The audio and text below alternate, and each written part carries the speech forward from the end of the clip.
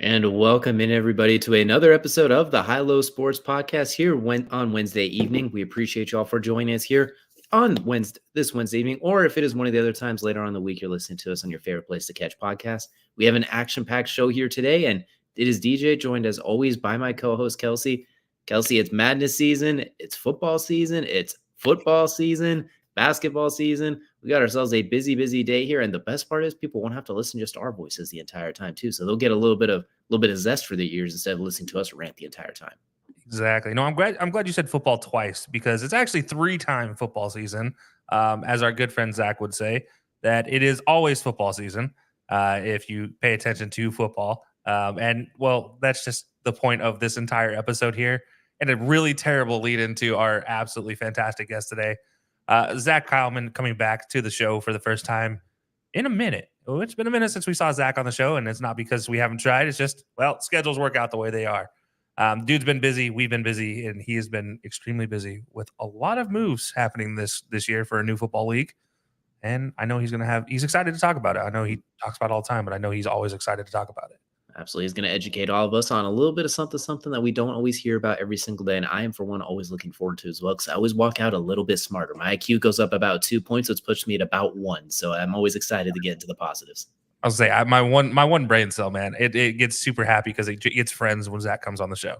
Yeah, and that's the only time that brain cell gets any stimulation on this show as well. But we have a lot to get into as well too. It is also March, so there will be madness, which that's a good way to lead into the tip-off. The tip-off, of course, brought to you by our good friends over at SeatGeek. Use code HighLowSports for $20 off your first set of tickets for perhaps a March Madness game if you got those deep kind of pockets, or any other sporting or concert event as well. And you know what, Kelcey, we mentioned it. It's March Madness. It is underway in 24 hours from the time of this recording is when the dance officially starts dancing, if you will. There's a lot of teams hopeful right now. The best part about this year is you don't exactly know who is going to win. All of the championship odds are plus. Even the number 1 seeds are plus odds. So if you bet on all 64 teams, well, you're guaranteed to win money there. You have to put in a lot, but it's a very interesting time of year. And we're not going to go through every single matchup, every single team, because frankly, we don't want to be here till tomorrow. But what we will do is we're going to look at tomorrow. Let's be honest. We're going to look at some of our brackets. We fill out a handful each, whether it's for work leagues, for fun leagues, I just thought this random idea in my head, whatever it may be. I don't want to talk about it. I don't want to talk about how much time I have wasted on brackets that will not mean a thing until they get an upset right. I don't want to talk too much about the brackets because I know at least a good chunk of them at this time tomorrow are going to be completely shattered. I don't know which one it will be, but at least all of them, I don't know which one will survive is how I should word it. Yeah. The rest of them I could see going down. But what we're going to do is we're going to go ahead and fast forward through our brackets. We're going to go to the Elite Eights. We're going to each pick one, go to our Elite Eight, see what you have making there. We're going to go through our Final Fours and our championship, one of our brackets, and who we think could be the first major, oh God, surprise upset. And when we say that, we're not talking about 12s over 5s. That's mandatory pretty much every year. We're talking like, oh, snap, a number 1 seed down earlier, maybe a number 2 seed down early, something like that. So we'll start in the Elite Eight. I'll go ahead and get us kick-started just because I got mine open after I spent 5 minutes trying to open it. So we're going to start in the East. I'm going to have your Auburn Tigers take on the Iowa State Cyclones. We're going to have very well-balanced teams going head-to-head. I do think we're going to, in this particular one, we're going to see Auburn upset UConn. So there's my number 1 seed going down there.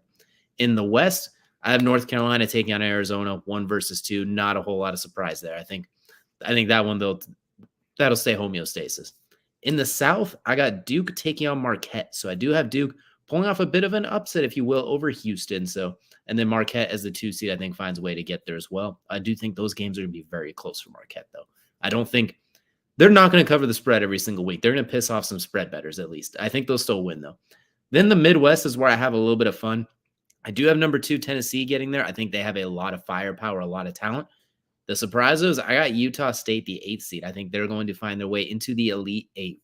We talked about this in our preview last week. I picked Utah State as a potential pain in the you-know-what. So I'm going to get out in front of it and have them hopefully not be a pain in the butt, which means they're getting upset in round 1. So I'm sorry ahead of time. Next, that'll lead me to my Final Four. Final Four, we got your Auburn Tigers taking on Jared's North Carolina Tar Heels, and Marquette taking on Tennessee, a battle of 2s. Advancing from there, I do unfortunately think Auburn's run will end here. I do think North Carolina will head to the championship to take on Tennessee. I think North Carolina has a weird blend of talent and experience. They have guys they have like 4 Bo Nixes on the team, it feels like. that have been playing. And I think that comes into play during these March Madness situations. They have players who were there in their last national championship appearance, if I'm not mistaken, when they lost to Villanova on that final shot, which feels like a decade ago, but it really wasn't. And from there, in this particular bracket, I do think that experience comes through. In this particular one of 3,000, I have North Carolina hosting the trophy and cutting down the nets at the end of it. Not thrilled about it, but I do think their unique blend of experience as well as having talent gives them a very strong chance to potentially cut down the nets in roughly 1 month. And this explains why you're taking a break from Jared's show, because you don't want to give him the confidence after picking his team. We've gone over this anyway. Yeah, no, that's funny. Honestly, I can understand where you're coming from. I'm obviously, actually, our brackets our 8 are very similar. But yeah, I mean, I understand where you come from with North Carolina. Just kind of rip the Band-Aid off. I'll go ahead and just give you my Elite 8 here. Auburn, Iowa State as well in the East. I think UConn, there's a lot of question marks. Them being the number 1 total overall is kind of confusing to me. I kind of understand, but I also don't. I also don't think their strength of schedule is very good. And when you look at KenPom rankings, and I've talked about this in our lead up, the 40-40 thing is a real thing. I think it's actually 57 and like 39 in adjusted efficiency for offense and defense, but I'm going 40-40 here for the real winners. Also, there's more facts to it. It's you have to be east of the Mason-Dixon line, and the only exceptions to the rule about being ranked in the top 12 in week 6 of the NCAA polls is UConn. So that's the only exception to that rule. But that's one of 21 most recent champions. So I'm going to stick with that theory, and I'm not going to pick UConn here to upset Auburn, or to not make it there. I think Auburn's going to beat them in the 16. And Iowa State, this is a great team. Anybody watched them, in the run up? I'm sorry, you know that's a pretty good team to watch. And the Cyclones, tough out there. I have North Carolina and a surprise team here. You had a surprise there in the Midwest. For me, it's in the West, and my surprise is New Mexico. Ooh. And when we talked about this, I did have them as my sleeper pick here as a team that could upset some folks there. They're 11 seeds, so maybe the first round against Clemson, not that big of an upset here. But going through it, they beat Baylor, they beat Dayton on the way to meeting with North Carolina here in the Elite 8. So there's some upsets to be had there. And I do think New Mexico, talk about 40-40, right there in the 40-40 range. So absolute fantastic team to watch, and just be careful. Those Lobos mean everything in March. And then in the South, I'm the same as you, Duke Marquette. Both teams too good not to make it there. I do have a potential upset, though. If Marquette doesn't make it, my theory here is NC State is going to be the team that ends up there. They're built to succeed in this. And again, yet another 11 seed making that deep run. There's always a double-digit seed that seems to make it into the Elite 8. You're just trying to figure out which one it is. If they get by Kentucky, I agree. I think they get to the Elite 8 if they get by Kentucky. Yeah, Texas Tech is going to be a tough thing defensively, but their offense at NC State's really good. Also going to the Midwest. You had Kansas. I also have Kansas. Or no, sorry, you had Utah State. I have Kansas making it there. And then at the bottom of this bracket, you had Tennessee. I had Creighton. So we actually have a fully different matchup here. And big reason, obviously, Kansas it is what it is. Kansas, that team in March. Do you really want to bet against them? Because personally, unless they're a 1 seed, I don't really want to bet against them. That seems to be the running theory for me. Creighton, on the other hand, that team is good. I mean, that is a really good team. They've been a good team for a while.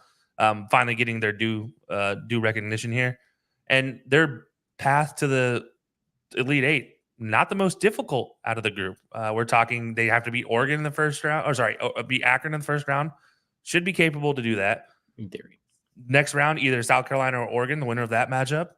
That should be a doable thing.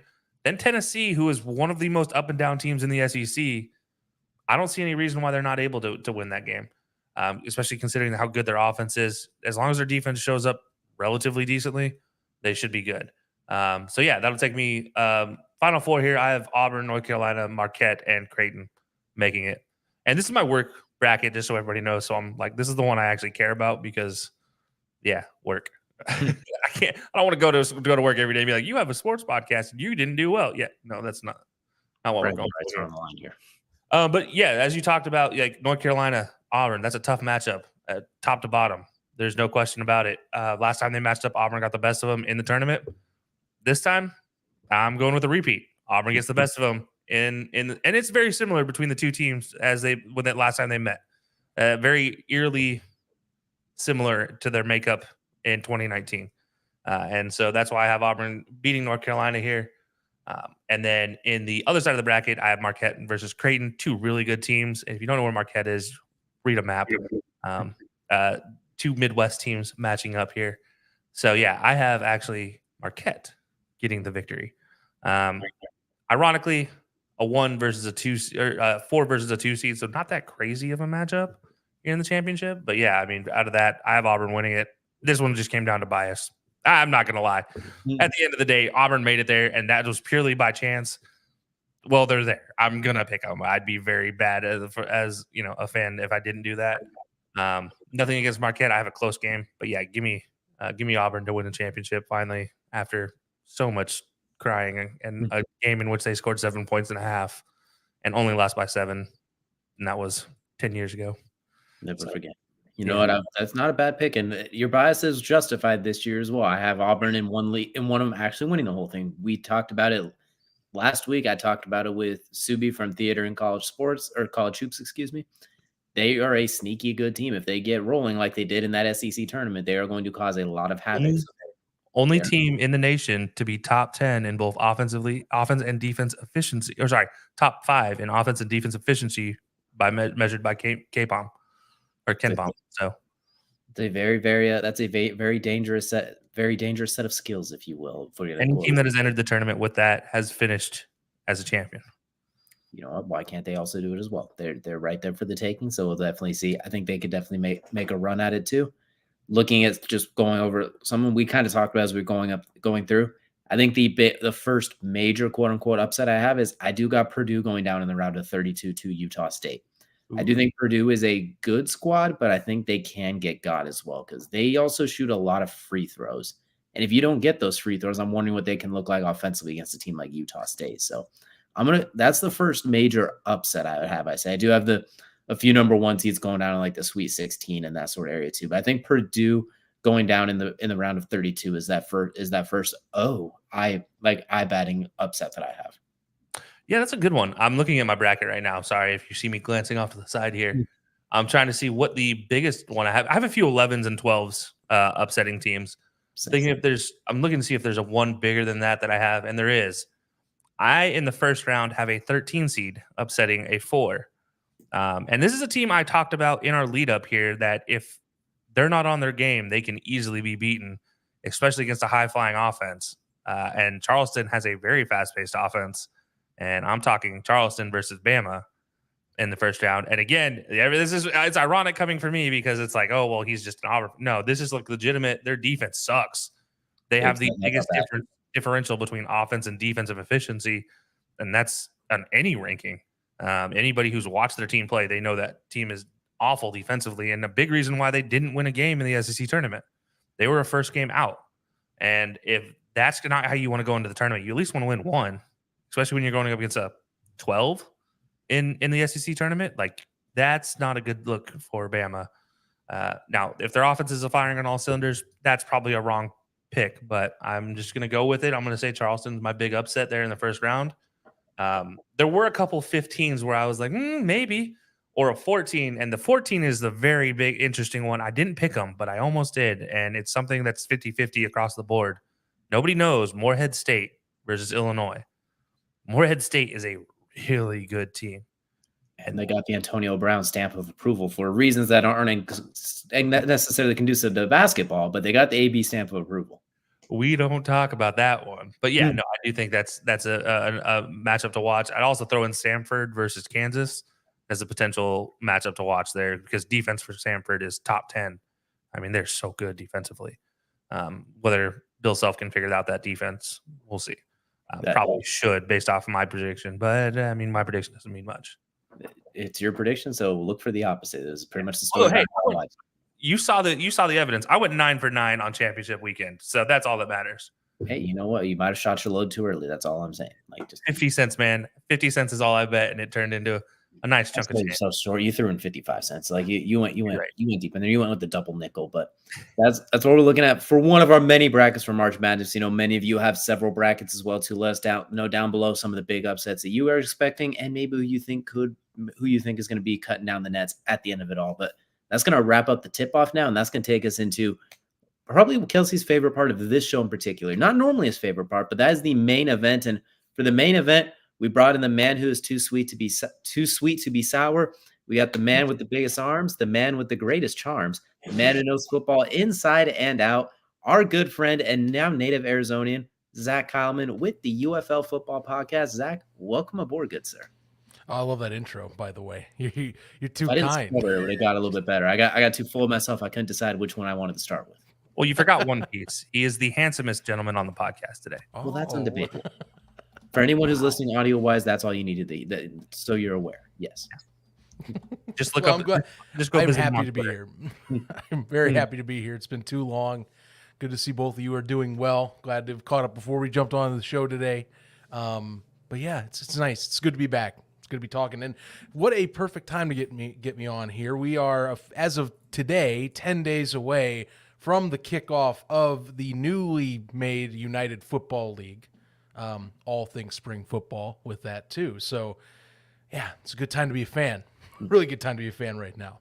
It is, man. And look, first of all, you've been involved with some form of spring football in some way, shape, or form. And I don't just mean the USFL or XFL last year. I do mean even going into European football, Japanese football, you name it, for years now. It's something that you love and you love to talk about. When we were part of Unhinged together, we even tried to do a series based off of, one of your good friends and a former teammate of yours and what he was doing over in Denmark. And, there's a lot that you've worked with there. And now as you've moved into your role, as I said, you've been a busy person lately.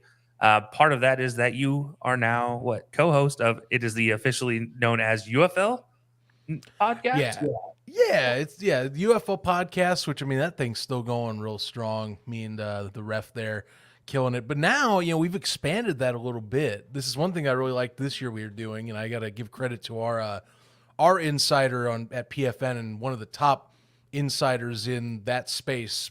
You can call me Adam Schefter, the Rappaport, what you want. If you guys have heard of James Larson, he is one of the top newsbreakers in the UFL, and he is on our team. He helped construct what is now around the UFL, which is basically take all of or most of our own personalities from PFN and let's do basically a opening week show. So one thing we didn't have in the past was basically a recap show. And now this year we get to cover both ends of the week. It makes things really smooth. But it's been a blast too. It's basically a bigger round table, a lot more open discussions that way. It's definitely a different vibe than the original one. So, but yeah, it's funny. We've gotten even busier with more of the content to do. And credit this league, with what they've been covering and, what they've been bringing to the table as they've been going closer to kickoff. It's been kind of a rush because they almost, back in December of last year, it almost felt like people were wondering if things were going to have to delay because nothing was being said. But then all of a sudden, things come out, and it's been kind of a sprint for 4 months of just constant things getting barraged at people. And yeah, we're about to at least come towards the, I would say that straightaway finishing, if it's a marathon, the straightaway with the actual sprint to the finish line, getting the whole season done. So we're finally there. And show's the same way, if you can tell. Yeah. And now, before we jump into the UFL conversation, I do have one more thing to plug for you. You're also appearing on how many different Arena Football League coverages now at this point in time? Which, by the way, if you don't know why I'm saying Zach is busy, he also covers Arena Football League and what they're doing. I'll be frank with you. I jump on Arena Football and I talk when I can. That one I actually scaled back. And I'll give a shout out here to, our good buddy, Jim Mernier. He's been doing an excellent job with Inside the Walls, actually built out the show to be a network now. So he's got about 6 podcasts for the arena space or indoor space under his belt that they are all collaborating and working on. And it's been great. I had to sadly step aside. Just it's been busy for me. UFL moving to Arizona. If any of you followed my life in my new career, yeah, I have to take more time for this career. It's a big boy job. So I gotta have some time where it's not, I'm sitting out from work and everything is show. So, yeah, but he's doing great. And yeah, I jump on everything I can for basically like, if I have a chance to talk arena, I will. Because I mean, if any of you haven't heard, the AFL is also coming back at the end of April. And here's the kicker: they are going to start their first game right after day 3 of the draft on NFL Network. So that's going to be freaking sweet. They have over 30 games on NFL Network. Doing a deal on NFL Plus where you can stream 30 of the games. I mean, they're their own story. It's a completely separate thing right now. I think the UFL is a louder voice, of course, but like, still big deal. Still a big deal in the space, and a lot more opportunities for players too. It's gonna be good. Yeah, for sure. I just wanted to plug that because I know I saw you pick the Carolina Cobras at one point in time to do something. I was looking at one of the network shows that Yeah. And I was like, oh, Zach was on the show recently, and I just had to plug that before we jump into the UFL, get too deep into what's going on there. But yeah, let's talk about it. I feel like at this point in time, let's rip the Band-Aid off here. Let's do this. USFL, XFL were a thing last year, and as you said, in December, we had no idea what was going to happen. And so take us through it from December till now. Like, what is going on? So they finally figured out what this whole thing's going to look like, and more has kind of come out really since December about what is needed to get this league across the finish line. The main piece that had to get done, they had to work with the government and basically the Federal Trade Commission on how to make this thing work because they wanted to make sure that you didn't lose it.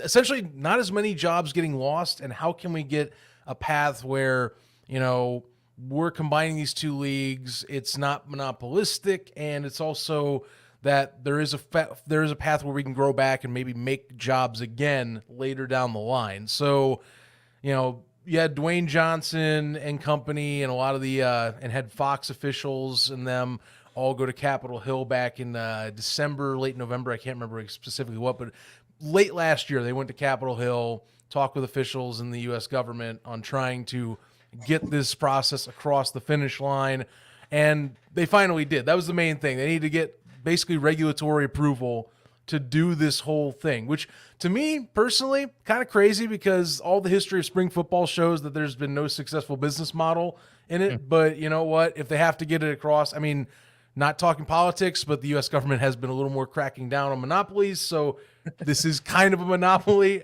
if you want to put it that way. Politics done. We're not going to go into that anymore because I'm not for this here. So they get approved. So now it's a sprint. Since December, everything has been approved. They picked their 8 teams that they are going to keep. So they cut things in half, and I think that was part of the hurdle, was that you're going from 16 to 8. You're losing a ton of the workforce that was in those 2 leagues combined. And the rest has been kind of how we're seeing it right now. They finalized venues. Tickets have been going on sale for pretty much about a month and a half at this point. Reiterating the TV contract, which, I mean, they basically just took the 2 main partners from this deal, Fox owning part of the league itself, about 50% of this whole thing anyway, and Disney, which was an equity partner in the XFL back last season. And, it's just a big broadcast package of the 2 largest sports entity, at least sports channels you can imagine on television, Fox Sports and ESPN rights properties. So it's going to be a great broadcast package. Beyond that, they've done drafts. I mean, they've had dispersal drafts of 2 different levels over the course of this whole thing. One where basically they took 4 teams from each side of the 2 leagues, the 4 that were basically done. First round, the draft, if you were a USFL team, you can draft any USFL players for like the first, I think it's like 10 rounds, if I'm remembering off the top of my head. XFL, it's all XFL players. Second round, it was a free-for-all. So you basically get the cream of the crop of your conference, and then you then get the cream of the crop of everybody else in the whole setup to max out to 75 players. And then they started training camp at the beginning of this month and have gone through the first round of cuts already back on March 10th. They're going to have second round of cuts to get to 50 people on this Saturday. They were already down to 58 people, or at least roughly 58 for that first round. Some teams have, from what I can tell, have gone back up a few, but you have to be down to 50 like for main roster by this Saturday so that you can then have those 50 ready to go for the following Saturday when we kick off March 30th, Arlington, Texas, which, by the way, will be there as always for Spring Stock in its third iteration, mind you, 3 years of Spring Stock. That is amazing that that's gone by. But it's been a sprint, if you can tell. Lots of stuff going on, lots of moving pieces, basically trying to be get the best of the best of both leagues is what it is. And, will I say it's a perfect process? No, because, I mean, ideally, there were a lot of people that, and I would love to hear your thoughts on this, did grumble that they felt like it should have been at least double digits. That should have been 10 teams that were retained. That being said, spring football and football is a heavy cost sport. And I think they wanted to basically give it the best chance to start at a base and build elsewhere. There's already rumblings, by the way, like Greg Williams from the Defenders, who I didn't realize has a podcast with his son, Blake. He's already been saying that they're having plans to expand as early as next year to possibly 12 teams. So, we'll see how that goes. Got to get through that first season, but they're optimistic at least that if they can get this season down and get the optimism growing as it's been, that they can get back to that double digits really quick. So it's just they want to get the floor going, and clearly some of the crunch from that regulatory process did not help either. But I think the hype is at its most peak of spring football, arguably since 2020, which is something to say the least, given the XFL was a big deal then. Yeah, absolutely. And I agree with you too. I selfishly would love 12 teams because I'm always more the merrier, whether it's college football playoff or whatever it is. I'd love more, but it makes sense. You start with 8, then maybe, like you said, this year's a hit. Maybe they go up to 10 or 12 and it goes forward from there. So that means everybody tune in and enjoy. But my next question is, you kind of mentioned it has been a sprint since November, basically. How was that kind of affected?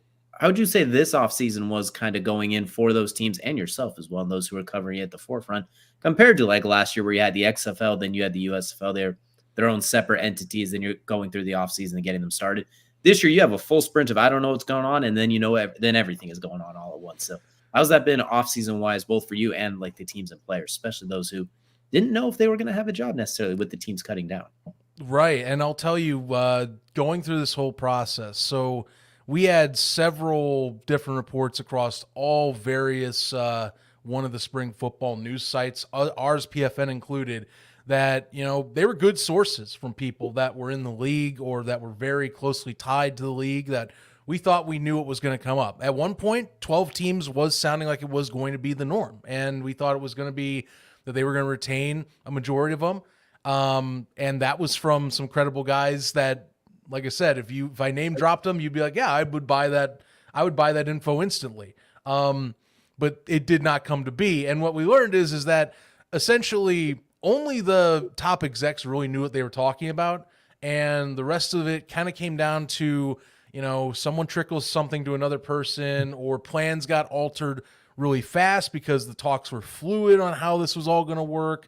And so you'd hear one version, people would think that version was going to be that version, and then it would change. And then, you just eventually we learned probably in like mid-November that it's better just screw it, just leave it alone. You got to let it go. But that being said, did leave a lot of uncertainty. I'm not going to say I'm like every fan's like this for the league, but I do. You guys know me from when we've done stuff in the past. I keep my thumb on a lot of the community tabs on people and how they talk, and a lot of them were just wanting this out. In December, like I said, people were starting to get like really antsy post Thanksgiving about this whole thing. And finally when all the news came out in December about this league's formation, it just was like a big sigh of relief. So it was good to see. So I think that's the main thing. It's just like they went on their own schedule. The schedule is a bit compressed for how they did it, because keep in mind too, none of these conversations started until July. The USFL had to play its championship in Canton before anything that could have happened. And the main story that's been relayed across a lot of our entities including ours, is that basically the championship game was played in July, like that July 2nd game. And then they started talking like pretty much after that. So talks kind of started in the summer, and then you got to, pick and choose things. Government gets in the way. So kind of a crunch for a merger because they didn't want to punt a year back. They wanted to keep the momentum going. And so there have been times where it's felt like it's kind of bumbling around, but I would say in the last 2 months, it feels like they've finally gotten things in order. It does help that they are in a hub system at least, and they're not going to have to do multiple different places to put facilities, but it does feel like they finally, after getting the kinks kind of wrinkled out and all that, they're getting stuff on the right track. I would say since like late February, it's finally feeling like everything's smoothed out a lot better. Yeah, it's been wild for me to watch from the outside going, obviously knowing how involved you are, knowing the depths in which you said you keep your finger on the pulse. It's a little deeper than that. Let's be honest. If there's a way to peel back the skin and hold the vein very closely, I imagine that's what you're realistically doing, just because I know your connections and how deep those run. And I'm sure that the connections that we're providing you information, I know that they're going to be valuable. I know they are a valuable source. It's just, like you said, it's a game of telephone half the time. Yes. And yes. That's the worst part about any of these questions is the people who usually know won't always know anymore. But, you talked about the USFL championship last year. Obviously, one of those teams there, my team of choice here, the Stallions, two-time champions now, officially. But we've talked about it. There's 8 teams left. Obviously, I'm like DJ. I would have preferred 12 at minimum. I think we all kind of agree that would have been a great idea, but it is what it is. I understand 8. But who's left? I mean, realistically, who's left? How they pick them? I mean, there's a lot of things that came about in this team naming, and I'm sure you can give us a little more insight than what we've even heard. Granted, most of my information came from your guys' show, so that's kind of how that goes. But yeah, I mean, who's left? I mean, really, who's left to pick up the pieces, if you will? Right. So the quick breakdown I can give you, they did, I'll go this way. They kept 4 rosters from each one of the conferences. The difference is, and as DJ might well know, they kept 5 XFL brands, 3 USFL brands, and made the Roughnecks a USFL brand to fit the Houston profile. Because for those that maybe are not in the loop, they did a little bit of funny business with moving the rosters around between the Houston teams to where, the Gamblers roster that is with head coach Curtis Johnson, he is now running the Roughnecks. Meanwhile, Wade Phillips, and to be honest, Wade, I think they weren't going to let him leave unless he wanted to leave. He now takes over for the Brahmas, mainly because Hines Ward just wasn't retained. It sounded like some contractual items did not match up for the two sides. And so Hines leaves. Wade and his staff go up the way or westward a little to San Antonio. And yeah, I mean, the brands exist, but they're different teams now than they were in the past. Basically, completely different rosters is what it is, even before the super draft and the other dispersal drafts took place. But your 8 brands. So USFL brands are Birmingham, the Houston Roughnecks, which are formerly the Gamblers, the Memphis Showboats, and the Michigan Panthers. Thank God I get to still hunt, by the way. So that was one I was very happy to see retained. In the XFL, Arlington, DC, Arlington Renegades, DC Defenders, the San Antonio Brahmas, as I mentioned. And is it even worth me saying the St. Louis Battlehawks? I mean, it almost feels like it was inevitable. Nothing, you can't, they were never going to make this without that team being in existence. And I mean, clearly it shows. The championship was announced this last week that it is going to be hosted on the 16th in St. Louis. So will be a heck of a party out there for whoever plays. If it's the Battlehawks, I mean, we're talking possible sellout. We can get deeper into that. But with those 8 brands, that's what you're stuck with. I personally wish there had been 10. There were talks apparently that, for example, with the Breakers, if the USFL had stuck around, by the way, which up until the merger was official, they were running business as usual, and the league was trying to get other teams in markets. New Orleans was one that was moving in that direction, and it also was a franchise that had a lot of good fan interaction. So that was a shame to see that one go. People that were in the Seattle area, I know that the attendance didn't hit as well as the 2020 version, but the Sea Dragons brand has a lot of good loyalty, and a lot of people were upset. Thing is, though, if we're talking travel costs in football, NFL teams can get by this real easy. There's a lot of money flying around.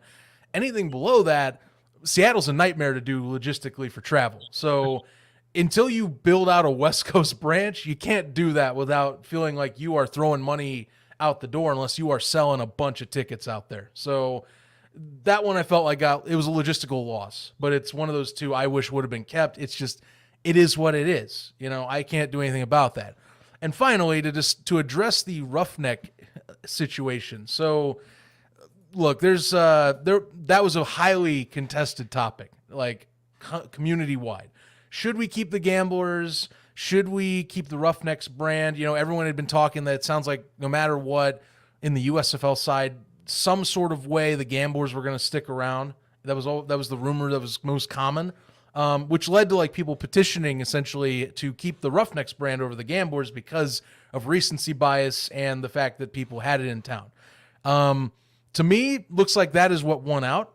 Is basically it's the more recognizable recent brand. The Gamblers do have the historical side of things, of course, with the USFL, but because they didn't play in Houston, simple fact is the Roughnecks have been around in recent years. Last 5 years, they've been more readily available to the market than the Gamblers ever have in their history back with the USFL. And so I think that's just what won out in the end. There's some rumors of some other things going on with like maybe the stadium negotiations. I don't know how true those are, but the service value and more realistic approach, Roughnecks were already in town. Makes sense to just keep that. You still get, your USFL branding, and, they really wanted Houston as a market. So no matter what, they get to keep that market. And they've already, with the expansion talks in particular, guys, I mean, they have so many brands at their disposal between the two sides. They can always add USFL ones later to compensate back if they really want to. So it's a start. They want to get a base. So even though it's a 3-5, it's a good. They want that city really bad. You got to be in Texas, and it makes sense given the layout of the map for these teams and the fact that everyone's based in Arlington anyway. It just helps with travel. It's a good city for football. It makes too much sense. You switch the brand, you can live with it. But I understand some people that miss it. Yeah, and also, there's travel considerations there. If they do ever expand, it's an easy flight from the Dallas-Fort Worth area to any one of the markets that they have that's external from Texas. Like Birmingham is a Southwest flight away, which is $69 right now. Just random plug for Southwest. Yep, tickets ain't bad to get there. I checked for Phoenix. Granted, 2 major airports, but like I can fly on a whim to Houston real easy. It's spring training. The spring training model is a perfect example for all these leagues to do the hub method. So I get it. Yeah, Dallas too. That's another. Talk about one of the largest hub airports in the U.S. And that's something that when we talk about like the hub format, by the way, that's what they picked. That's what the Expo picked Arlington for. Partially is like all the logistical items, and we later learned they kind of got a good deal there to where they basically own a section of Choctaw and stuff. So where the USFL was renting a lot of its property, which own versus rent. If I had to pick which one, and I heard part of my partnership part of my merger has owned assets. Yeah, I kind of get why the owned assets won out in the end. Just more good logistical items too is how it works out. Absolutely, it all makes sense. But as a former Gamblers fan and a former Sea Dragons fan, I just lost both of my teams now. So I am bad luck, dude. I am a free agent here. I'm gonna have to hold like a Twitter poll or something like that for what my next team is. Wait a minute, you're in DC though, aren't you? I'm in Richmond, so I'm like far enough away where it would make sense, but at the same time, I can't be too much of a homer. So I got some work to do. I got to figure it out in these next 12 days. So I got some okay. Beer snake. That's all you need to know. Dude, you should be out at a game instantly this season. Like you're not that far. I already got tickets for one coming up, and not that far from now. Then you're good. Yeah. You're good. Good. We'll see though. We'll see. I won't rule them out, but I won't. We'll beer see. snake pictures. That's all I need. You have a cup collection already, which we haven't figured out how to display yet in your new setup. But we need a beer snake cup. Real talk. Is the seat in the beer snake section? That I'm gonna have to find out. That is good. Okay. That is true. We need to know this. That might be the deciding factor. That might I might end up getting DC Defenders. I might be a DC Defenders guy here real quick. Kelcey ain't wrong. That's like the best part of that whole of Audi Field is that area. Like that is the party section. It's the I've same never been, and I know that. Duly noted. But we've talked about my team now, so we got to talk a little bit about Kelcey's team now, the Birmingham Stallions. Now, 21-3, back-to-back USFL champions, ran all over the place. They added Matt Corral too, who was literally just drafted into the NFL 1,000 days ago, not even 1,000 days ago. Can they continue this run they've been on now that we've seen this merger? Do you think they have a chance to realistically go on another run like this, or do you think the XFL infusion with those beloved Battlehawks and some of the other team mix-up, can that maybe throw the Stallions off their high horse, if you will? Oh boy. I'll tell you right now, it's funny, even with the increased competition, you talk to majority of us that have been following along with the roster construction, with anything that has been comp drafts and such since Skip Holtz has come back into the fray again, and along with GM Zach Potter, just as equally important to that whole roster. And I think that there's a very good chance they will be at least right back in that conversation. And look, I mean, I just look down the whole roster. I mean, it's competitive, by the way, but somehow, some way, they keep finding ways to attain talent and to keep on just cycling through and getting guys that are ballers on all levels of the field. I think they're going to be one of the best teams in the league again, right out the gate. Now, they get a perfect test, I think, in Arlington. Credit. A lot of us, I and myself, have a bit of doubts on Arlington being a repeat here for some reasons that are roster changeover related to that whole setup. But Birmingham, I mean, I love the addition of Matt Corral, by the way. Given the fact that they lost Alex Magoo, and credit, Jamar Smith, it's funny, he has gotten a lot of non-targeted flack in terms of he's not going to be the starter. That's kind of crazy given that he's on that roster and could easily be considered the starter, and Matt Corral's chilling there going, well, I'm a bigger NFL name. So it's amazing. Whoever ends up at QB, I think is going to be good. They've been doing scrimmages in training camp. I know from what I've read and understood, Corral's been doing pretty solid. I haven't heard much on Jamar, which is to me a good thing because he's either here really good or really bad. And I'll say it's pretty solid if you're getting kind of a normal reaction to those type of scrimmages. Adrian Martinez is on that team too. But I think he's going to be more of like a gadget player guy. He's got a lot of raw talent. He needs to get processed if he were to get the starting spot. So right now, I mean, even if you did the quarterback situation, I mean, they've been incredibly stacked at the defensive spots. I mean, linebacking core is back to its full strength. Besides Scooby Wright, they got DeMarcus Gates back from the NFL, which I'm shocked, but given how it is, I wish he was a Bear. He's not, but he's over there again. They've gotten stacked people. Ike Brown in the secondary is an incredible pickup as well from the New Orleans Breakers that they got in one of the comp drafts as well. And it's weird. They've, even with them having certain announcements of retirements or injuries, I still like this team, one of the best in the league by far. And I would say that you could say it's a safe bet that I think that they will be in the conversation. And again, you got to look at the conference they're in too. There was talk they were going to switch up the playoff format, by the way, and make it where it's the top seed in the conference and then make it like how some people have wanted the NBA for years, where it's like, oh, now it's best record after that. Yes. And I and several of us were calling it the Battlehawks rule because St. Louis basically missed the playoffs after going 7-3. And there was apparently some talks that was going to go that way. Luckily it didn't, because I personally don't approve of that. Look, conferences are unpredictable. Win your games. But, I look at the USFL conference, and Birmingham to me is easily the one that I look and I'm like, okay, minimum you're going to be top seed to me. I don't see anyone in that conference that I think will challenge them for the top seed personally, but, never say never. Then I look at the XFL conference. It's going to be a tougher slog to get a third championship, I think, compared to the last 2 years. But I do think it's doable. Personally, your main competitors, if I'm looking at the conferences, really, I think it's going to be St. Louis or DC. DC, though, took a hit when Abram Smith got knocked out on IR with an ACL injury last week. So they have some things to work through. They also are very light on receivers. So really St. Louis is kind of, to me, the front runner on the USFL, on the XFL side to be a championship contender. They're going to be hard out. You know, AJ McCarron being back, they loaded up their roster on all facets, just like Birmingham. But I think it's doable. They're at least, I think, in the conversation, they'll be, to me, in St. Louis come June. So I at least have them pinned for that. Will they win? 50-50. I think it's 50-50. A lot more of a tougher pick this year than the last two, if I'm being honest. So it sounds like you have a Battlehawks Stallions. That's your prediction. I think so. Yeah. So I don't blame you. I'm not going to make you pick one because that's crazy to make you pick that today. It's the Stallions, obviously. Why else would it be anybody else? Very nice. Very nice. Anyways, no, it's you mentioned a few names in there, obviously. Jamar Smith, Matt Corral. You mentioned AJ McCarron returning back to the USFL. Gates coming back from the NFL to come back and play.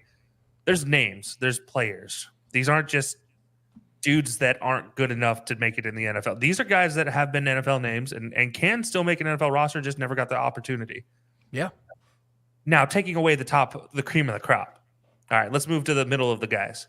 Who is your underrated player to watch out for this year? Who is the guy that you think is going to be somebody who's going to make waves, could do something like Turbin and make an NFL roster go into next year? Like, who's that guy that you have that's not necessarily one of the top guys that you have that could do that? Man, I'll tell you. I personally, if I'm looking at rosters and credit, I've been, I do try and check up as much as possible. With the season getting closer, I'm getting into a bit of my fandom here of Michigan in that sense. I still believe that, I look at them and I think to me, I know it's harder for running backs. I really love Wes Hills. I wish that he was in the NFL. He's a very versatile running back, has the hands for catchability, has the height and I think the bulk to break tackles easily. And he proved it last year in New Orleans. He can kind of fit the system's needs where be, and he's going to get a crack at that again with Michigan, with whoever's going to be behind center. Both QBs that are leading the battle right now are both guys that have been in the NFL, and either EJ Perry or Danny Etling. And I think that they both can complement his skill set in the passing game, and Michigan can already do that in the run. They were already reasonably efficient last year in the run with Reggie Corbin and Stevie Scott, and I think they'll continue to do that with Wes Hills being the bell cow this year. So I really think that he's definitely one of those guys on that list right out of the gate. Beyond that, I mean, credit, he's out of the league right now, unfortunately, because of earlier injury in the offseason, but he'll be back later in the year, apparently, is Ja'Cour Pearson. And a lot of people love Ja'Cour Pearson because of the comp, I think, to really a Danny Amendola, or specifically I've seen maybe a Tyreek Hill-esque type of speedster guy. I'm not saying he is Tyreek Hill, but what I can tell you is, and just from watching the XFL when I have gotten my chances to catch up on XFL football, because I watched, but I didn't watch as much because I had USFL coverage last year.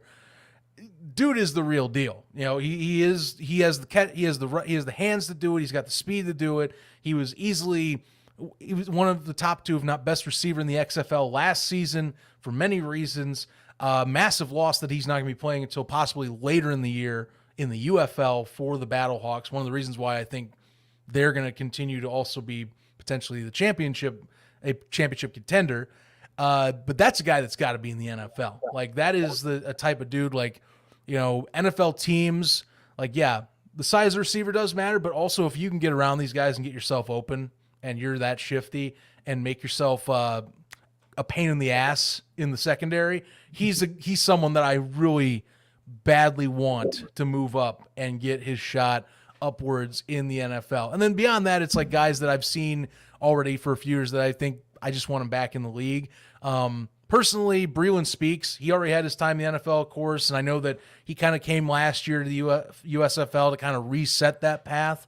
I really want him to stick again. I think that he definitely could be somewhere, at least minimum rotation piece. So dude's an animal, and you got a few guys like that in this league that are they're animals in this league that could easily come in and dominate for maybe a set or two if you're needing them in a pass down situation, or someone just for relief in that case. So Yeah, I think those are options personally. This league is so many different talents. There's one other one that I want to list, and I'm only going to say I'm going to attempt to say his name, but I screw it up every time. It's Pita Tuamapinu. I probably screwed that up, but he's an edge rusher in St. Louis that was the defensive player of the year last year in the XFL. Dominated with the Vegas Vipers for basically for what they could get last season out there. He's another guy definitely want to keep an eye on, that I think should also be up there is all. Yeah, plenty of them.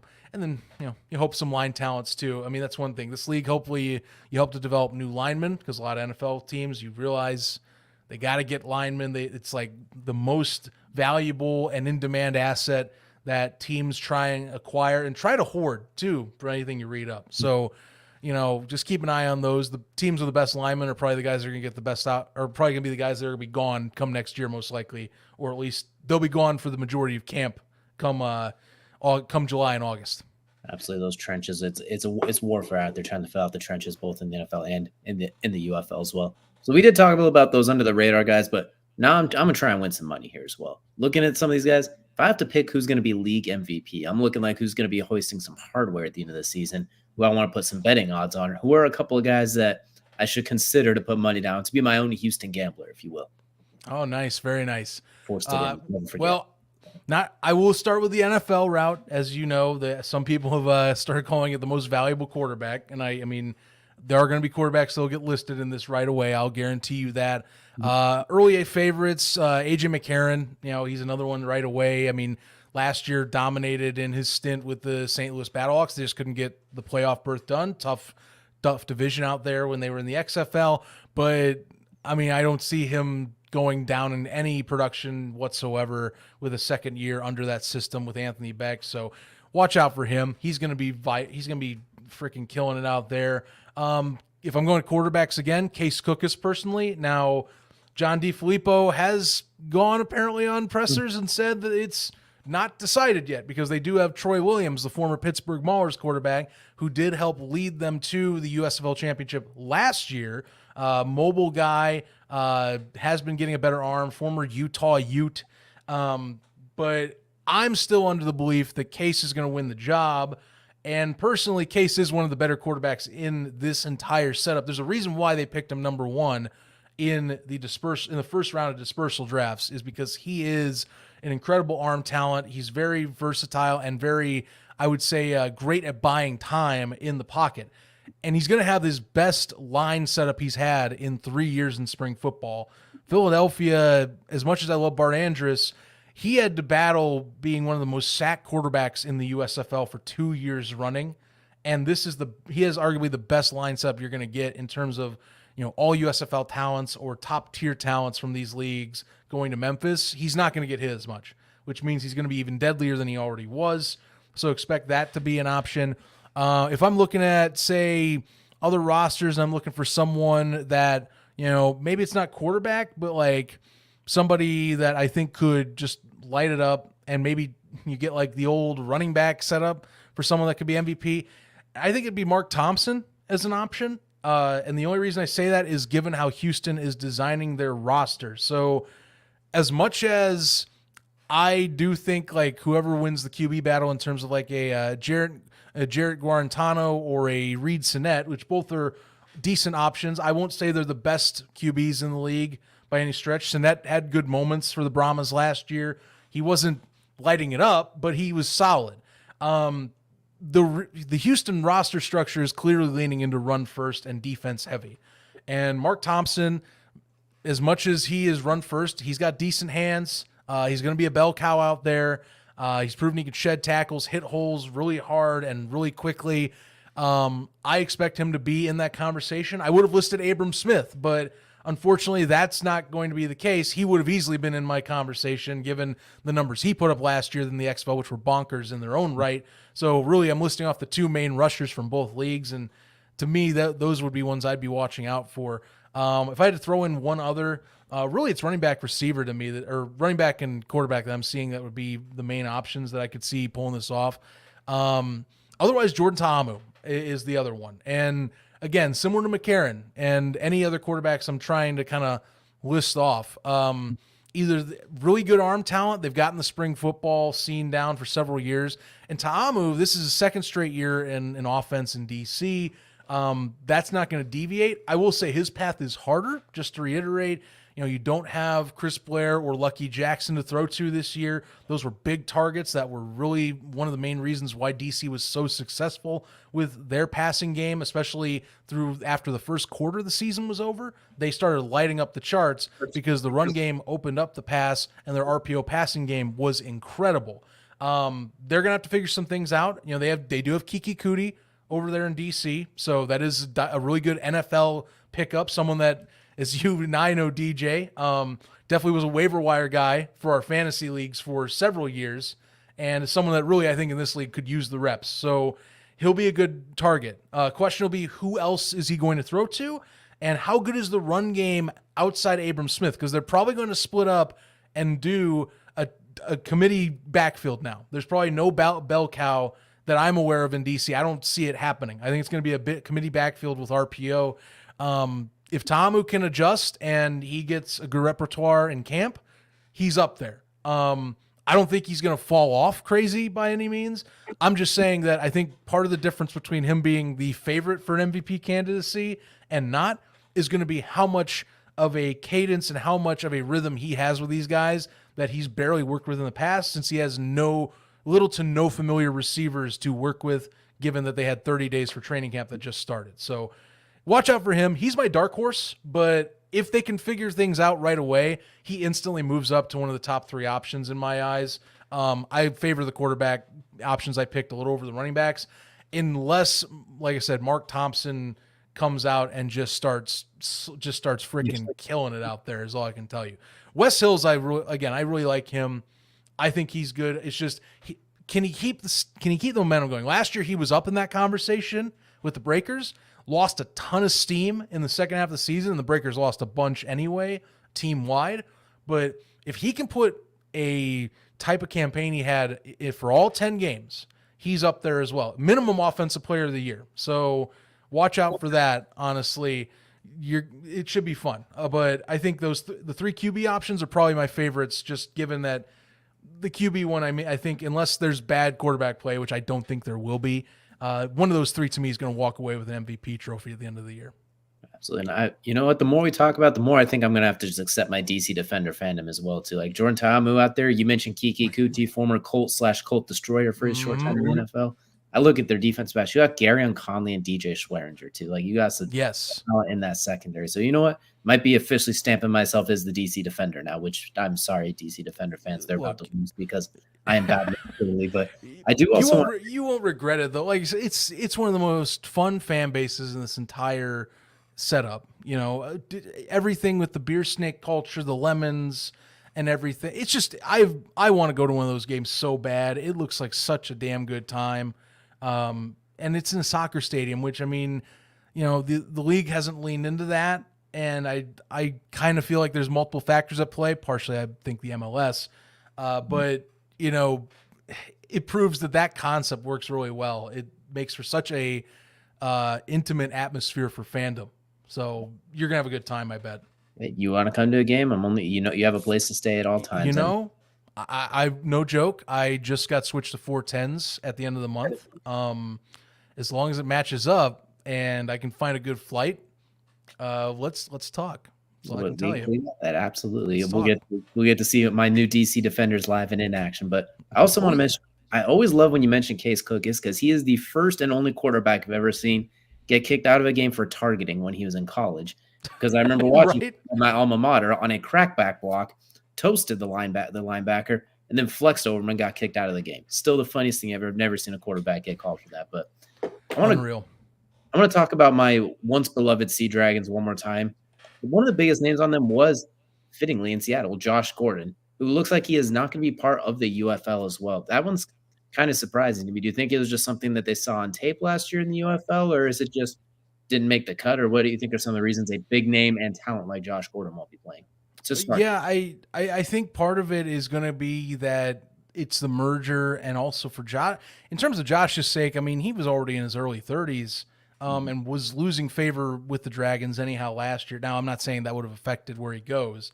I think someone, if they wanted him and if he was enthusiastic, it sounds more like he's hanging up the cleats or moving on at least. He would have gotten picked up, I think.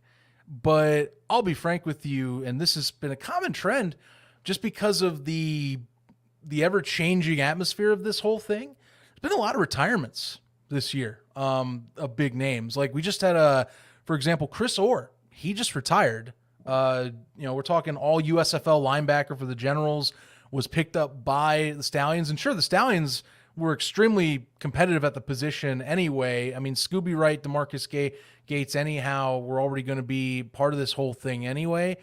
But yeah, he's retiring and going to take a coaching position at Baylor anyway. And it's been kind of common. You've seen a lot of these guys retire, mainly because I think that, the changes in the scenery, I'm not saying the pay is bad by any stretch of the imagination, but, some of these guys are asking, do I want to continue doing this for this type of level of pay for the year? Am I going to make the roster to where I can start and make optimal money? Because if you don't, you're making money, but you're not making like a full year's worth of pay if you can't make a starting roster setup. So I think a lot more of those questions are coming up for players as this has gone on. And so we've seen a few of those names drop out. Like in the case of Josh, I mean, I think it's just like I said, he had his run. He's getting a little more on the older side of things. I think that there are more youthful talents that have been coming up, and I think he maybe just, I don't think would have had as good of a chance to make a roster in this iteration given his last stint. He did have some buzzworthy moments, of course, in Seattle. I just personally thought he fell off the track a little bit towards the end of the year, and he fell out of favor. Again, Ja'Cory Pearson was the number one receiver by the end of the year over in Seattle by far. He was the guy. It used to be Josh, and then you saw that Ben DiNucci and company, or at least Ben DiNucci was not having it with how Josh was handling situations midway through the year, and Ja'Cory won out that battle. And I think that, this is kind of a little personal skew, but this kind of ties into what I've always thought. Like these leagues, I do support players that go to these leagues to extend careers. If that person has not really gotten a great shot in the NFL in the beginning, is how I view it. It's kind of a tricky subject for me because like Josh Gordon, I feel like is like the biggest buzzword guy for if he joins someplace, everyone loses their mind because they think of 2012 and that it's the same Josh Gordon from 2012. And you know what? I love it. Josh is this, or you think of Josh as this like anti-establishment. Oh, he goes against the grain with smoking the certain herb or whatever and doesn't listen to NFL rules. That's fine. But I'll be honest with you, when I always have viewed it as like, hey, you're all right, but you're taking a spot from someone that I bet could have been doing this pretty good, and you've already had a lengthy NFL career. Dude has, even though he didn't have, say, the successful career that he was projected to be, he was a guy that he's had a pretty decently long NFL career by NFL standards for a player. And those are the type of guys where I go, okay, I'm glad you're here, but like, I kind of wish that someone that does need this opportunity gets this opportunity first. So it's a weird thing. I always have to kind of like dance around this subject because I don't want to come off as like, oh, well, old veterans shouldn't play. But like guys like a Josh Gordon who like clearly have had their time and money and have had their stacks put away and have had years in the league and have had that because they have because of the connections in that one 2012 season, giving them all that stake. That's a guy I'm like, okay, hey, maybe it's time to let someone else walk on in, man. You've had your time, it's like that. Or like, to me, Martavius Bryant, who is someone that fumbled every opportunity he had in his first several years. And credit, he's back up in the NFL, or at least got up that way. But again, I mean, this is a guy that, made some, to me, very, very correctable mistakes and didn't get a passport in time to play in the CFL. I don't know. Sounds like someone that maybe, kind of had some name recognition to get in with Vegas last year. I'm just saying, hot take, but that's how I've always felt about it ever since he joined with the Vegas Vipers. So, yeah, weird subject. But Josh, he's had his time. made his money's worth, and he had a good career. I think if I'm primarily, I don't think he would have made a roster this year. Secondarily, I think we're fine without him in the UFL. Personally, I think it's okay if he moves on. Absolutely, I think they'll be just fine. And if someone gets injured in the season, then we'll see from there as well. But like you mentioned, start high trajectory, but kind of tailed off there down the edge of it as well. But the last thing I want to look at too, really quick, is I do see there's a lot of big names that are associated, not just the Rock. So you look at MSX by Michael Strahan is the official off the field apparel partner of the UFL. Kelcey's mentioned to me like destroying potentially being part of it as well too. So can you tell me a little bit about what it's going to mean having some of those underratedly big names associated with the UFL compared to kind of previous years where you had the Rock obviously is the face of spring football in some regards the last couple of years, and then a few here or there, but there's some real firepower coming in at the start of this year, it feels like. Yes, they are expanding, and I think it's partially they're expanding on things that they already were working on collaboratively. Now, I will say with destroying, he is a player, and he did win his job. Everything that's come out about that, and I'll be honest with you, I was very skeptical about it because given how the XFL gave him a platform last year as a sideline reporter, I came into this and going, hey, maybe if he's like any close-ish certain benchmark, they'll give him a job. Like football politics, and they'll do it for the clicks. But if you watch how the training camp battle went, and given the rules, which the UFL rules are kickoff, they're going to have returns that are the USFL style kickoff, where it's basically like really high up the field starting points after returns, and they're not going to have extra points. Well, you incentivize the kickoff return as the more valuable asset to the kicking team and specialist than, say, extra points and field goals, as much as you do need those. So what essentially happened was he had better kickoff yardage, and he was about as accurate as Matt Amendola, and he won the job fair and square. And I've gone on and said, hey, I've told people as long as it's to me, a guy that's winning the job fair and square, and he was serious about it, and I'm glad for that. And, that's a big person they can use as a personality to promote the league, because they were leaning into him as a color commentator last year on ESPN broadcasts. They actually had one or two of them where he was the color commentator. Personally, they weren't great color commentary jobs, but it's destroying. And that's what you talk to people and that's what people think is, well, they're bringing in a guy that has a youth demographic and has a naturally grown in millions fan base on YouTube and on his social platforms, and he's football connected. And he's a kicker in this league, and apparently definitely was the best option San Antonio had, and it's good. So, overall, very much a net positive. So good to have him in. He's doing his own independent docuseries on the league, so that helps the league's exposure on the side, and they're going to use him for sure in marketing and social material any chance they get. So it helps a lot. It's cross promotion for the best of both worlds, and it's good for that. In terms of like the Michael Strahan collection there, MSX, it's just part of building, I think, a better overall, not only brand, but like fan experience and kind of tailoring to what fans want, which, you're getting better merch lines. There's been better quality, I think, merch and content coming out thanks to not only MSX, but especially Under Armour with their deal. That's an XFL partnership thanks to Dwayne's partnership with Under Armour via the Project Rock series. And so you're seeing a lot more high-end merch, a lot more better quality stuff. Comes off as more professional, comes off as a lot more serious. Not saying that merch wasn't serious for both these leagues, as Under Armour was with the XFL last year, but the XFL didn't have Under Armour merch last year on their store. The USFL had, to me, solid merch, but it wasn't anything big name brand. And look, as much as I'm a guy, I like my Let's Hunt t-shirt, there's no Nike or Under Armour. And there are people that are these types that they buy the stuff for the brand that's on the shirt. So having an Under Armour on there, having an MSX, Michael Strahan collection, it's more of an upscale-y thing. It's not like important to the football or important to anything on the field, but for the survivability and like bringing more people in and more ways to connect with people, because the NFL's done a great job with this, with their own merch lines, with NFL Shop. You kind of want to do that. You want different flavors for people to enjoy and get in with the league and feel like they connect with the league. And that's what's going on here. not to mention Michael Strahan being connected directly with Fox. It makes complete sense why that happened as well.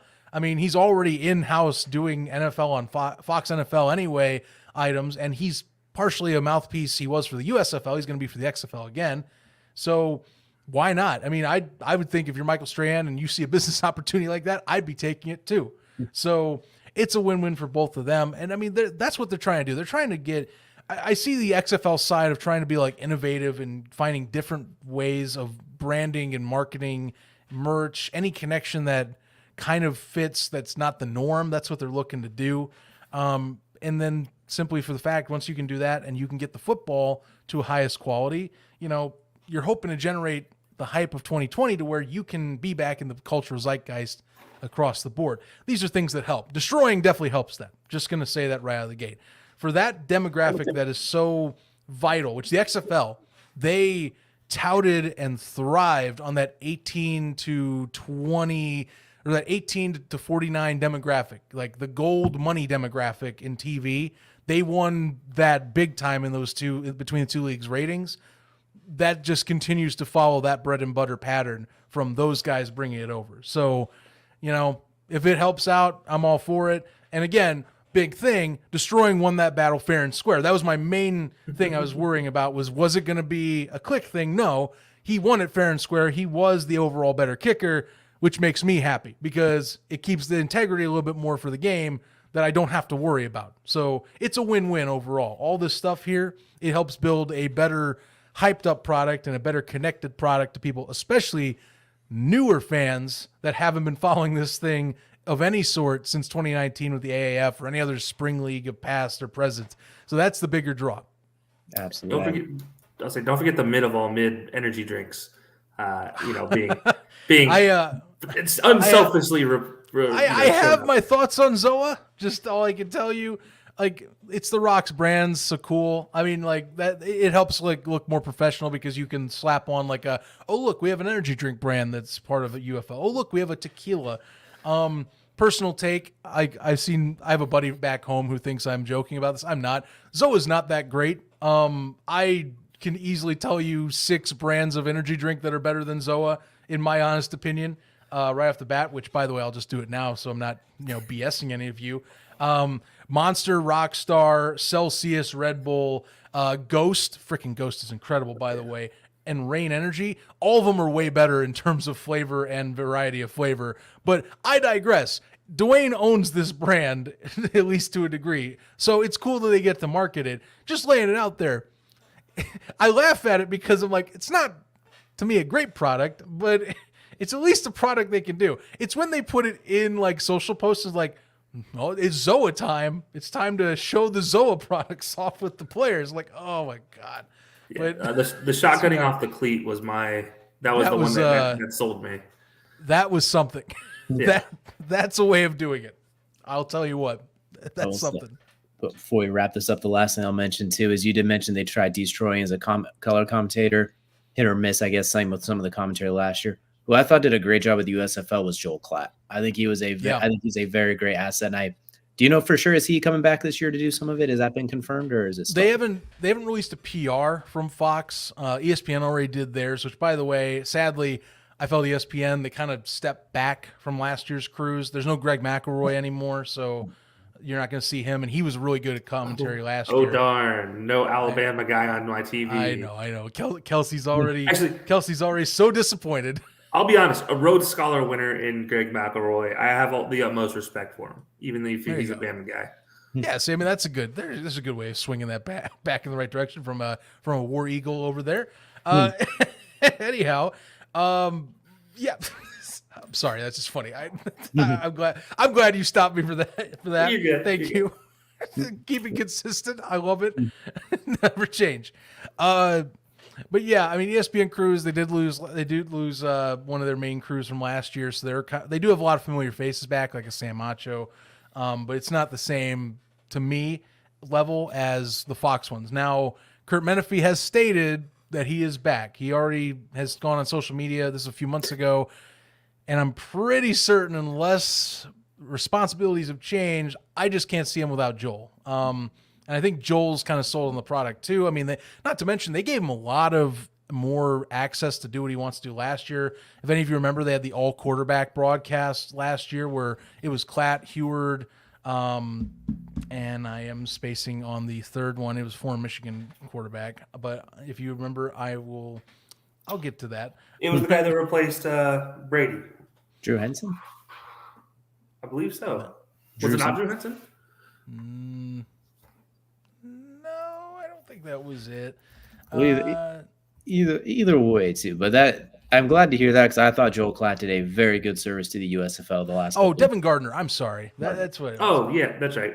Yeah, so they had all three of those guys on for a cast last year, and yes, absolutely. Look, Joel Klatt has become one of my favorite color commentators, not because of college football with Gus Johnson, because they do have their moments. There are people like them. There are people who love him, hate him, but Joel is a consistent rock, and he consistently does some of the best color commentary I've seen since I've watched football. And he does it really well in the USFL space and the XFL space. Remember, because he was in the 2020 version as well. That's where a lot of people, I think, in the spring football scene, at least, he got his claim to fame. He already was doing things in college football, but like back in 2020, between those two things, his stock has gone up in Fox's ecos ever since. And he is easily one of their A-lister talents. And the fact that you get to have that in spring football, which again, you could go the ESPN route and do and I don't knock them for this because the way they're doing is they're doing a lot of up and comers. They're using it as a way to test a lot of these new broadcasters that are coming into the scene, and that's fine. But I want my A crew, and Kurt Menefee and Joel Klatt are the A crew, in both. You go back to 2020 and I'll tell you, this is where I feel spoiled. Steve Levy was calling XFL games on ESPN and ABC. And I know he's busy with the NHL these days, but my God, I miss him calling those games because he's the working man for ESPN that just does whatever he's told. And he so badly would be killing it being on broadcasts again. It's just that he's the NHL guy. He only focuses on NHL. He's their premier NHL guy. They're heavily invested, as you guys know, in NHL at this point to where they think of it as a big-time property, so he's not going to be back. But I wish that there was a second crew with a guy like a Steve Levy because it just adds a little more legitimacy to the whole thing. We do at least get Klatt and Menefee. That's the one. If I can get one crew like that, which I do, that I know I can tune in and I don't have to worry about credit. I watch football for football, but the commentary helps if it's knowledgeable and it doesn't make me cringe for something that's being said. That's what Klatt and Menefee brings. It's stable, good, good homemade food or whatever. I don't know. There's a better way to say it. It doesn't take away from the game at all. It's comfort food. They're a comfort food crew. That's how I look at it. It's not like we have any experience with any desire to have a different announcing crew for sporting events in our history at all between the three of us. It's not like we've done a few events on a broadcasting platform. Yeah, so UFL, go ahead and DM me. But that's going to do it here for the main event. But we're definitely not done yet. And Zach, you're not going anywhere because we're going to now head to Kelcey's usually his favorite time part of every show. That is Crunch Time, brought to you by Outlier. Go to outlier.bet /HighLowSports. Get a free 7-day trial to bet smarter, not harder. Kelcey, you got a little something special planned for Crunch Time too. That's probably going to have some of us grit our teeth a little bit and crunchitize. You guys don't even know. You're going to crunchitize me, Captain. To take a line from the old Captain Crunch books.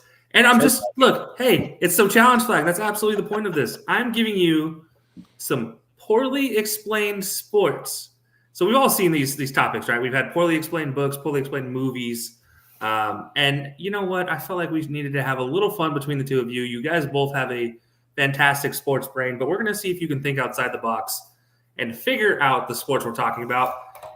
And fair warning, most of these sports aren't sports we've talked about on the show. However, just so you know, they are all popular sports around the world. So I'm not just going to I'm not going to give you underwater basket weaving or paddlefish catching or bass fishing or noodling or any of that. We're going to have some pretty good ones here. Just to kind of give you an idea of what I mean by poorly explained, I'm going to give you something along the lines of this. Two people stand next to each other and shuffle back and forth while trying to poke each other with a sharp metal stick for points. I know. Yes. What is it? Fencing. You're right. That is exactly what it was. It'd be fencing. If you don't know what I mean by sharp metal sticks, the foil. So Yes. that's what we're working with here. I'm gonna put all of us on the screen. DJ, you get to go at the bottom because you're the brain, so you get to, And if you guys need help, by the way, there will be a hint. I'll get one. You get one hint per question. If you don't get it, well, we'll play it by ears. Let's get a little back music here. Uh-huh. All right. Yeah, for real. It's Jeopardy time, huh? Nah, Chill Jeopardy time. Yeah, we're going to get a little bit of daydreaming Jeopardy time. All right, guys. First one up. It can be this one just can be a team or individuals. All right. Teams or competitors will slide around on their knees while sliding shiny rocks down a slippery surface while sweeping to see who can get closer to the center of some circles. I don't know who went first, so whoever wants to say it. Zach got his hand up first. It's curling, right? Absolutely, it is curling. My tip for that one, by the way, some of the best beard in sports. Yeah. Number 2. Opponents hold hands, hug each other, and slide around on top of each other while keeping their heads close and wearing tight clothing. I think I got this one. Okay. Is it wrestling? It is. My tip for this one there would be 3 forms of it, which are freestyle, folk style, which I didn't know was a thing, and Greco-Roman, which is what you see in the Olympics. All you had to mention was say, take a look at their ears, and that would have given it away too. I didn't want to go to the ears. I knew the ears would have given it away. That's what I was trying to avoid. I could have used that as like a veggie or something. But anyways, all right. Number 3. This one is played on a big circle. All right. So there's 2 teams. Defending team has all the players on the field at any given time. The other team has 2 players who both hold a flat stick. They run back and forth and try to play tag with each other. Zach? Is it cricket? It is cricket. Hey, here we go. The tip for that one is there's a wooden ball wrapped in leather. Only sports use a wooden ball wrapped in leather still. All right, number 4. Competitors will spin in the air while falling into a big bath just to be graded. DJ. Is it diving? It is diving. So related to a previous guest we had on here. All right, so we're 2 for 2 here across the board. So this is the deciding one. Ooh. Last one. You have 2 types of guys in this one. You have fat guys who hold each other, while the skinny guys run really close to each other and play handsies for a piece of dead pig. I think this sounds like football. It is football. The tip on this one was there's one guy who yells really loud and touches another guy's butt every play for the dead pig. That would definitely give it away. That would have given it away. Unless there's a Lincoln Riley offense, then there's no butt touching. Now I did have like 10 more of these I came up with after I made this list.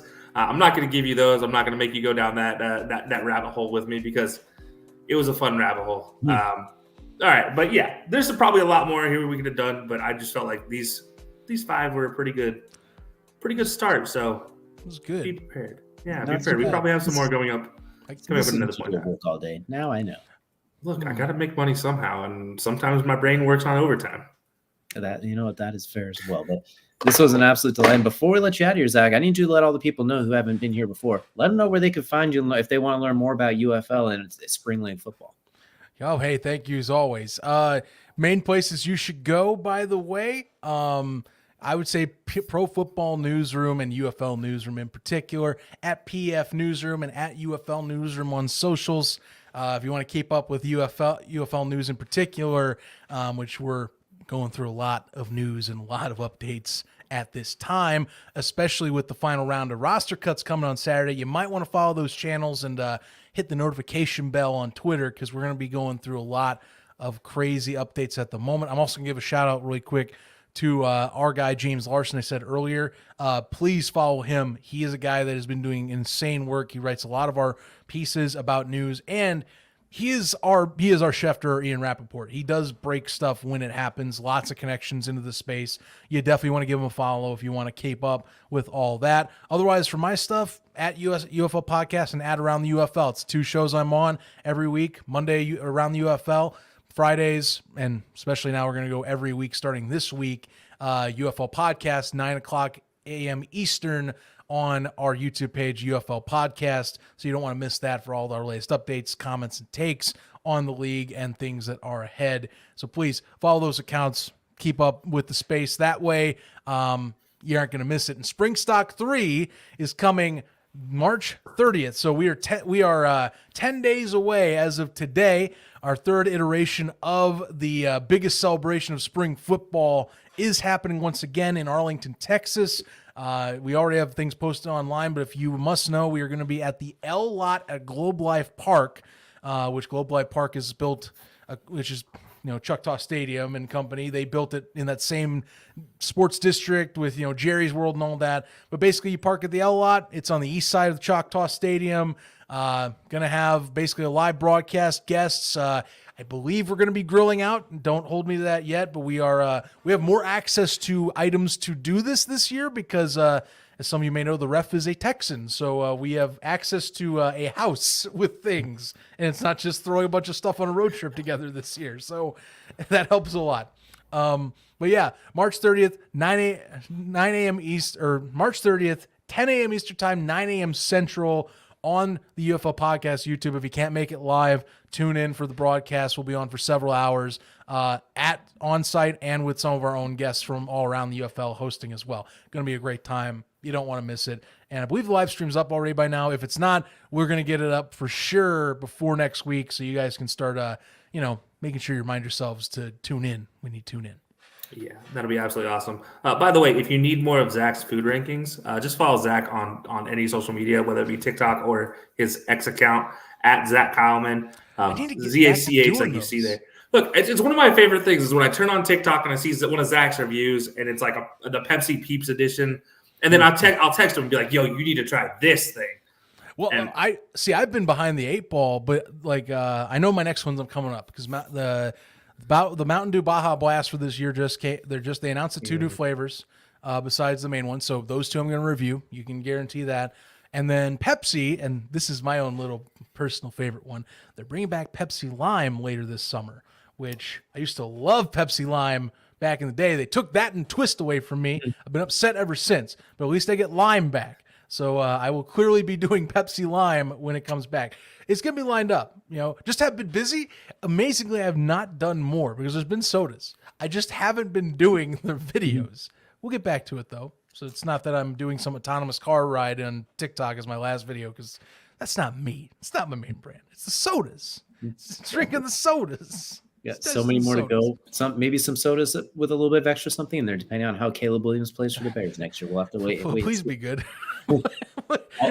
Depending on who you talk to, that could go one of 2 ways. But once again, we want to thank you all so much for joining us. But before we get out of here, I do have one last thing I want to say. Kelcey, we've been doing the show for almost 5 years now. We've been doing it live for almost 3 years now.